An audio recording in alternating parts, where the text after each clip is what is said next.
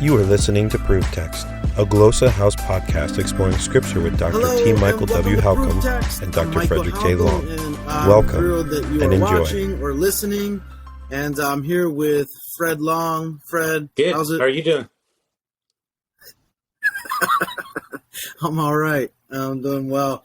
It's been a little bit since we've talked about Galatians, so I'm excited to get back into this. We are at Galatians chapter 4, and we're looking, I believe it's at verses 12 and 13. Am I right? Yeah, 12 and 13. Galatians 4, 12 and 13. Yeah, there's a transition taking All right. place here. And we're going to have some fun today, I think. But we always Excellent. So actually, I'm going to screen share for those who are watching. You'll be able to see the text up here on the screen. And this is kind of exciting. So we're going to look at 12 and 13 now. This is an image of what Fred sees on his computer. It's way more busy than like my computer, but he's got a whole system worked out.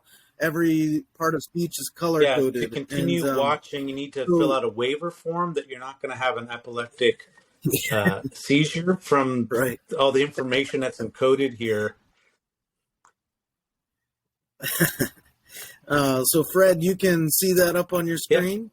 If so, we're ready to go. All right, I'm going to just jump right in here, and we're going to read verse 12, and then we're not going to take a break. We'll just have a word about Gloss House at the end of the episode. So when we're ready to do 13, we'll come back to it, and I'll read it as well. So let's see. Here we go. Galatians 4:12. Yineste os ego, oti kago os umis, the few, veome umon, udenme edikesate. All right. Great. There we go. Okay. So this is typically translated something like, I beg of you, brethren, become as I am, because I've become like you. You have not wronged me anything. Okay, so that's how this is typically translated. Now you can see I really diverted from the word. This way of doing it really diverts from the word order. I would say something like this. I would translate this way: become as I am, because I am as you are. Period. Brethren, I beg of you, haven't you wronged me in this? Question, expecting a positive answer. Yeah. So, boy, that's incredibly different than what we see with the NASB. Yeah. Okay. Yeah. So Wow. let me provide. Or do you want to have any? I'll provide rationale for it. Do you? No, I actually like that way better. I don't like, in the NASB example we have up here, for example, where it says, "For I have also become as you are." I don't see that in the text when I'm looking at it. So yeah, I'm interested in what you're doing here. Yeah. So I wrote a paper on this. I looked at it. I believe this is what got me going is the use of the verb deome, which is initiating a request. It's a request formula, a begging or requesting of somebody, of something. So in the translation that typically we have, it begins with that. I beg of you. That's how the translations begin. Verse 12, the NASB. Let me see. Yeah, the NIV says, I plead with you. NRSV says, friends, I beg you. Okay. So part of the issue here is that deome is occurring, 8 words in? Yeah, it's actually the 9th word in. right. So I started looking at the use of deome. And deomer in the New Testament and Septuagint, when a request is found with this verb, deomer, it always follows the verb and the person addressed. So this is its use. This is its use. So there was an article by this scholar by the name of Terence Mullin, Mullin, and his consideration of Galatians 4:12 led him to conclude that the request must be confused. By that, he means that the component parts of the request, which include a background, a desired action, they're out of place. So the typical pattern or order of a request is this: background for the request, petition, the address, the courtesy phrase, request, and those are the components of a request formula. They're out of order, according to him. Moreover, the third and fourth elements, the courtesy phrase and the address, they're not always present. So anyway, this is a formal study of request formula. When he looked at Galatians 4:12, he's like, this is confused. But Mullins was working with the assumption that deomer, that the ninth word in, that it goes with what precedes it, that is 12a. Right. My formal study of the use of this word and consideration of its use in context would suggest rather that deomer introduces the request that is found in 12b. In other words, the material that follows it. So my reading actually allows the formal form to be preserved, since the background can be taken as exactly. 4:8 to 12a, while the request is what follows the verb, and that's what we see in every instance in the Septuagint and New Testament. Now, Mullins, interestingly, even though he says this is confused, he argues that this request is more forensic than fond, quote unquote. Forensic meaning like in a litigious context where there's a decision to be rendered, there's accusation and there's defense. Now, earlier, if you've been following our work with Galatians and reading through the text, you know that I am persuaded and convinced that Galatians is rather apologetic. That is, it's forensic rhetoric. Paul is defending himself against belittling and maybe accusation that he's not fully giving the gospel, that his gospel has been perverted in some way, and that the pure gospel would lead one to obey and come under the full law. So Paul has been maligned, so he has to explain himself and really defend himself and his integrity. So there's this kind of edge that we see across Galatians, that Paul is defending himself. Mullins seems to recognize that. He says there's something going on here. This is more forensic than fond. So, okay. So then what I'm suggesting is that the request, so the vocative adelpheu, so the brothers, that's often siblings, that's often translated first, but here it occurs deeply into the verse. It's actually the eighth word. I would suggest that adelpheu is the marker of the next sentence. So prior to adelpheu, we have a period.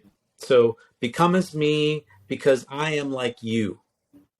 Brothers, I ask you, haven't you wronged me in this? So I'm taking the request as a question, and you have a lot of times deomer working with questions, and so the question is uden me edikesete, haven't you wronged me in this? Now the uden is the object of in this regard, it's an accusative of respect. And then the person being wronged is the me. And the uden means nothing, but it can be used in questions to indicate a positive something. Now, I found actually very interestingly that this construction with the same word uden is used in a question expecting a positive answer. It's found in Matthew 26:62. The question is, aren't you going to answer something these people are accusing you of? And it starts with uden, uden apokrine ti. Aren't you going to respond something? Aren't you going to respond back something? And so this proves that uden can be used to introduce a question expecting a positive answer. This is in the face where Jesus is being accused of all sorts of things, Right. and it's a surprise that he's not answering them back. In fact, he's being asked, and it's expected. It's a question expecting, well, certainly you should respond back something. Aren't you going to respond back? And again, it's using uden as that something to be responded back to. And so Paul here is he's begging the Galatians. He's saying, haven't you wronged me in this regard? And the question is yes. So become as me as I've become like you. I ask you, haven't you wronged me in this? And now we have to kind of envision, what is the scenario? How is it that they've wronged Paul? Why is he asking them to become like me? And I would suggest that he's been rejected. And we're going to see that this is exactly the content of verse 14. And we can't get to that today, so you have to keep listening. And then it's also the content of verse 16. And I'm going to have to say 16. It goes, have I become your enemy by speaking the truth to you? So somehow the Galatians have rejected Paul. And this is a betrayal. He says, you've wronged me in this. And somehow the rejection of Paul is related to them not becoming like Paul. And Paul wanted them to become like him. In fact, this is an important theme in Paul's writings, is the imitation of him. So look at 1 Corinthians 4, was it 4:16? Look at 1 Corinthians 11:1. We could go to Philippians. This theme of imitation of Paul, books have been written on this. And here we see it in an early form. And this is the point of contention that Paul has with them.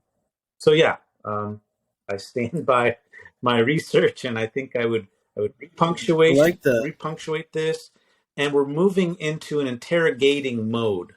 He's asking them questions. This is a transition. In fact, that's what my paper is called, a transition to the refutation. He's going to go on the offensive and start to call people out and refute the position of missionary rivals, those who were denouncing him or presenting something different than him.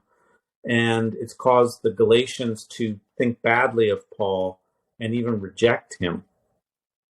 So, I would say, my little commentary and study on 1 Corinthians is about to come out with Seedbed, hopefully in the next couple months. Here early in 2023, it's been a long time coming. But I actually would maintain that become like me statements are one of the keys to really making sense of all the problems, not all the problems, but a lot of the problems going on in Corinth, particularly the women and head coverings issue. When you understand this and how they've misconstrued that, it helps you finally make sense of what's going on with the head coverings. It's actually so simple. And there have been books and books and books and articles written on that.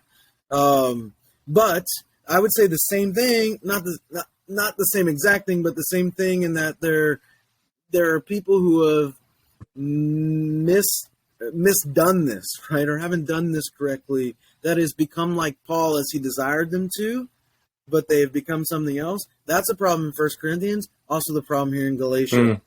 Interesting. Yeah. So you're not going to tell us? And perhaps that, go ahead. No, you keep going. What?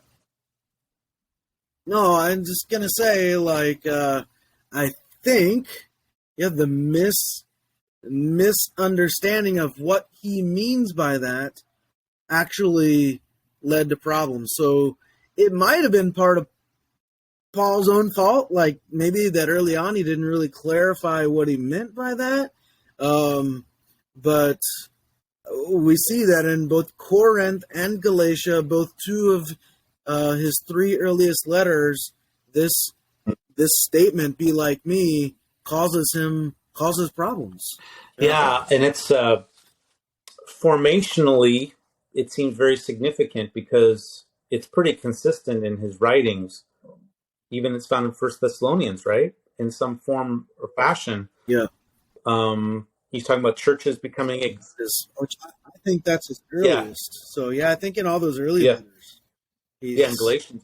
He's really hammering... Yeah, he's really hammering this idea home. It seems like he kind of lays off of it later on. Maybe he's learned it's like caused too many problems. I'm just going to back off. But maybe you could find it in other forms, but it doesn't seem as pronounced in some of the later epistles. I think you're right. In Philippians, it is found, but then he includes others as the patterns, and then Christ as the ultimate pattern. Yeah. So, there is adjustment, it seems like it's taking place. Yeah. Yeah. Yeah. So, this... On to 13? Yeah, sure. All right. It says, "Iudate oti the asthenian tesarkos evangelisamen imin to proteron." All right. Moreover, iudate, that indicates new development, or moreover, that on account of the weakness of the flesh, I proclaimed the good news to you formerly, according to the weakness of the flesh. Because of the weakness of the flesh, I preached the gospel to you formerly. Now, here, the weakness of the flesh becomes a huge interpretive problem. The crux interpretum. What does it mean? People will translate this as a bodily illness. I think that is wrong. So the NASB says, "But you know that it was because of bodily illness that I preached the gospel to you the first time." No, that's not what's going on. Literally, it's the weakness of the flesh. Now, you can study in Paul this issue of the weakness of the flesh. In Romans, it concerns the inability to keep the law and our moral frailty, our moral propensity to fail. Paul when he preached the gospel to the Galatians, he preached it precisely because of the moral frailty of the flesh, the weakness of the flesh to to sin. So the gospel proclamation addresses the problem of the flesh, our moral frailty. Now, why is this significant as a background, particularly as it relates to Galatians? Well, his missionary rivals who came after him said the way to address moral frailty, the weakness of your flesh, is by coming under the law. That is how you get moral supremacy, and moral victory is coming under the law. And Paul says, no. The gospel is how you do it. And so the whole context of preaching of the gospel was because of the weakness of the flesh. When God sent the good news of Jesus, when God sent Jesus into the world, he's addressing the moral failings of the flesh, something which the law could not do. It could not rectify our problem with the flesh. So if you go to Romans 8:1, after Paul in Romans 7 explains that the law does not help us overcome sin, it actually shows our sinfulness. He says there's now no condemnation for those who are in Christ Jesus. For the law of the Spirit of life in Christ Jesus set me free from the law of sin. That is the law characterized by sin and death. For the inability of the law, in that it is weak through the flesh, God, by sending his own Son in the likeness of sinful flesh and concerning sin, condemned the sin in the flesh, in order that the righteous requirement of the law would be fulfilled in us who are walking not according to the flesh, but according to the Spirit. So that's a mouthful right there. But notice that the law is weakened through the flesh. We're not able to keep the law because of the flesh. There's a weakness inherent in our flesh that makes us unable to keep the law. And so God, by sending this Jesus, shows us a new way of living in the world, and that is by not walking according to the flesh, but rather walking according to the Spirit. And this is the whole content of chapter 8 of Romans, is how to walk in the Spirit and live differently and not according to the flesh. And so I would say that we really hit a nerve here in terms of the gospel message of Jesus and the Spirit, and that is that we're able to overcome sin in our flesh, something which the law was not able to overcome in us because of the sin that is in our flesh. Yeah, so weakness of the flesh is overcome in the gospel through the power of the Spirit. It's frustrating how off our English translations often Very can interpretive. be. Very interpretive here. Yeah. Yeah. Yep. Yeah. Wow. I really like that. I like what you said there. I like what you offered. I would agree with that. Interesting. Yeah, I'm not sure we've ever had this conversation, if you've ever heard my teaching, my take on these things. Yeah. Yeah. So, I mean, he preached the gospel not because of his own bodily sickness, but because of the weakness of the flesh, particularly this weakness, of the flesh that prevents one from being able to keep the law. Yeah. And yet that's the missionary rivals have come in and done is preach that instead. And so this begins to all kind of link together. This is the issue that he's facing. And we're going to see these opponents are going to rise to the surface. He's going to call them out. Yeah. In verse 19, he's going to talk about verse 18, and 17, they want to cut you away from the church. They want to cut you away. And he's going to really pivot right here. So 4:12 through 20 is this really intense transition, which really begins just a little bit before. I like what you said last time. Verse 11, I'm afraid that I've labored for you in vain. And so this is a move to this transition. He's going to pivot to address some core issues of friendship. Have I become an enemy by speaking the truth to you? There's these people who've weaseled their way in, and he's going to need to address their issue, their teaching and whatnot, and what follows. In fact, he's even going to say in chapter 5, I wish they would cut themselves all the way off.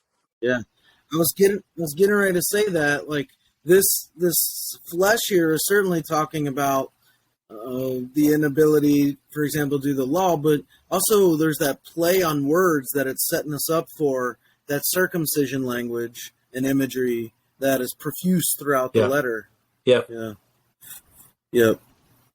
Well, very good. I got a parting shot for us here. Great. And it says this. It says, Jesus' death on the cross is not an accident or an injustice that befell him. It is rather an act of sacrifice freely offered for the sake of God's people that comes from Richard B. Hayes. Yeah, Richard Hayes, preeminent New Testament scholar, Richard Hayes.